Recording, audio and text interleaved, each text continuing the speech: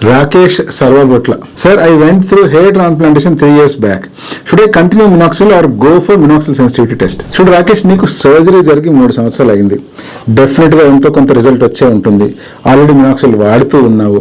3 సంవత్సరాల నుంచి వాడుతూ ఉండి ఇప్పుడు మళ్ళీ కొత్తగా మినాక్సిల్ సెన్సిటివిటీ టెస్ట్ చేయడంలో అసలు అర్థమే లేదు. నిజానికి ఈ మినాక్సిల్ సెన్సిటివిటీ టెస్ట్ ఎందుకు చేస్తాము అంటే, ఎవరైతే కొత్తగా వాడుతున్నారో లేదా ఫస్ట్ టైం స్టార్ట్ చేయబోతున్నారో వాళ్ళకి మినాక్సిల్ అనేటువంటిది పని చేస్తుందా లేదా అనేది.